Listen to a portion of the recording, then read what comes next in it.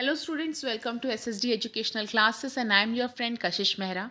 Today we are going to study about the working capital and the factors affecting working capital requirements. जहाँ कि आपने मेरी previous videos को अगर check किया है तो उसमें आपने देखा था फिक्स्ड कैपिटल के बारे में। तो आज जो हम पढ़ने वाले हैं वो है वर्किंग कैपिटल। क्या होता है working capital? Working capital is the capital which is use to carry out the day to day business activity.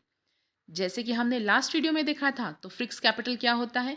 जो फिक्स्ड एसेट्स को परचेज करने में कैपिटल लगता है उसे हम कहते हैं फिक्स्ड कैपिटल। लेकिन वर्किंग कैपिटल उससे थोड़ा सा अपोजिट में है। वर्किंग कैपिटल बोलता है जो डे टू डे रिक्वायरमेंट्स को या डे टू डे एक्टिविटीज़ को फुलफिल करने में जो पैसा हमें लगता है बिजनेस में, उसे हम कहते हैं working capital. A business firm require fund to store adequate raw material in stock, इसलिए उन्हें वर्किंग कैपिटल लगता है। वर्किंग कैपिटल इसलिए भी नीड आता है क्योंकि हमारे पास स्टॉक फिनिश जो गुड्स के स्टॉक हैं वो कम पड़ते हैं, सफिशिएंट नहीं हो पाते, या उसको मेंटेन करने के लिए भी हमें वर्किंग कैपिटल की नीड पड़ती है। Firm will have to arrange for the funds till the amount is collected from the debtor. Cash is also required to pay overheads वगैरह पे करने के लिए हमें कैश की नीड रहती है। तो इन शॉर्ट हम ऐसा कह सकते हैं वो सब चीज़ें जो हमें डे टू डे डीलिंग्स में लगती है उसे हम कहते हैं working capital. Thus, a firm will have to arrange capital for the followings. अब देखिए क्यों हमें वर्किंग कैपिटल चाहिए। बिल्ड अप द इन्वेंट्रीज को बिल्ड करने के लिए, फाइनेंशिंग रिसीवेबल्स को पे करने के लिए, डे टू डे ऑपरेशंस को, डे टू डे एक्सपेंसेस को पूरा करने के लिए हमें वर्किंग कैपिटल की नीड रहती है। The capital invested in the asset is known as working capital. लेकिन अगर हम कंसेप्शनल वाइज स्टडी करें, working capital is view differently by leading authorities. अलग अलग लोगों ने अलग अलग चीज़ें बताई वर्किंग कैपिटल के बारे में। एक डेफिनेशन आपको जो अधिकतर एग्जाम में पूछी जाती है या एमसीक्यू क्वेश्चंस में पूछी जाती है, the excess of current assets over current liability is known as net working capital. ये बहुत इंपॉर्टेंट क्वेश्चन है जहाँ पर हमने देखा कि एक्सेस ऑफ करंट एसेट्स ज़्यादा है, करंट लाइबिलिटीज़ कम है, तो जो डिफरेंस बिटवीन बचता है उसे हम कहते हैं नेट वर्किंग कैपिटल। और जेएस मिल के हिसाब से उन्होंने एक डेफिनेशन भी दी है, the sum of current asset is working capital. उनका कहना है कि sum of current asset is working capital. तो अलग अलग अप्रोचेस दिए गए हैं वर्किंग कैपिटल से रिलेटेड। लेकिन आज का जो हमारा मेन टॉपिक है वो है कि किस तरीके से वर्किंग कैपिटल्स जो हैं हमारे बिजनेस को इफेक्ट करते हैं। आज हमको जो मेनली पढ़ना है वो है factors effecting working capital requirements.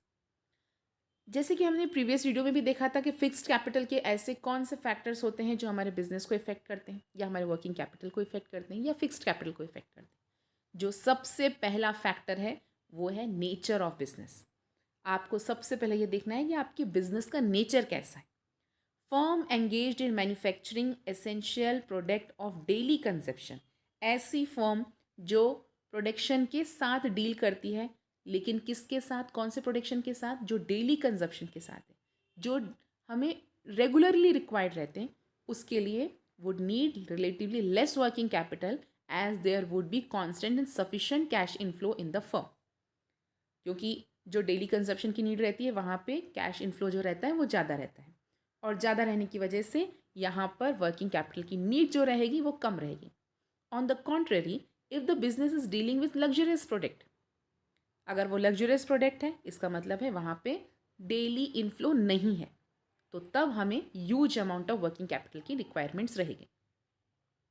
Trading merchandise firms which are concern with distribution of goods have to carry big inventories of goods to meet consumers demand and have to extend credit facility to attract the consumer, और इसलिए भी उसे working capital की need ज़्यादा रहती है।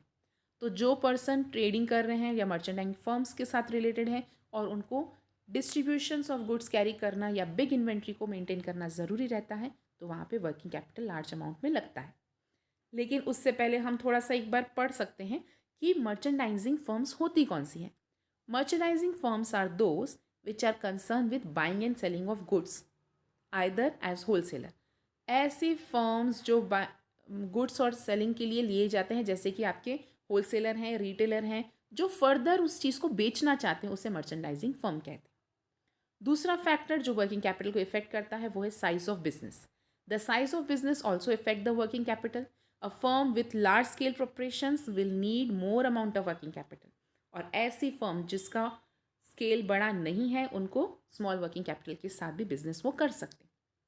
Next factor जो हमारे वर्किंग कैपिटल को इफेक्ट करने वाले हैं वो है वॉल्यूम ऑफ स्केल।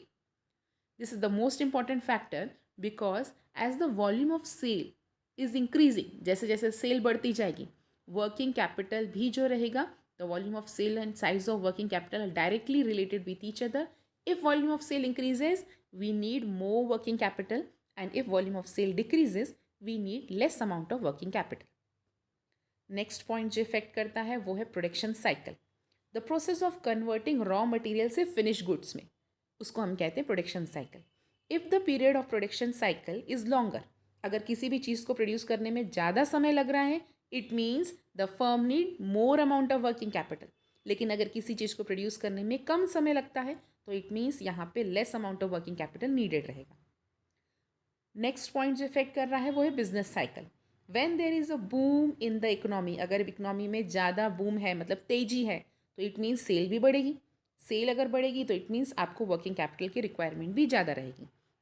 वहीं अगर हम देखते हैं कि अगर वो रिसेशन का पीरियड है मतलब मंदी का पीरियड चलता है, इट मीन्स सेल भी कम रहेगी.